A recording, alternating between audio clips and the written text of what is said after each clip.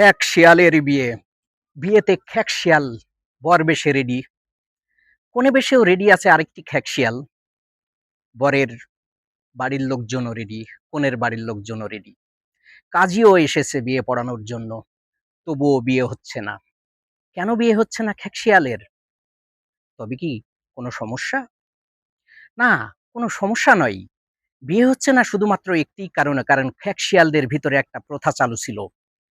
প্রথাটি হচ্ছে বৃষ্টি এবং রোদ একসঙ্গেই হওয়া লাগবে, তবেই সেই মুহূর্তে হবে খ্যাক শিয়ালের বিয়ে। আর যে মুহূর্তে বিয়ে অ্যারেঞ্জ করা হয়েছিল সেই সময় শুধুমাত্র বৃষ্টি হচ্ছিল, কোনো রোদ হচ্ছিল না, সে কারণেই খ্যাক শিয়ালের বিয়ে আটকিয়ে গেছিল। এতটুকুই আমরা জানি। এর বেশি জানতে হলে শুনুন তাহলে।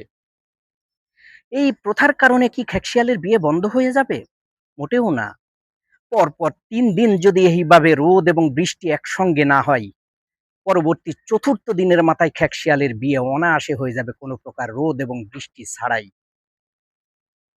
কেমন লাগলো গল্পটি?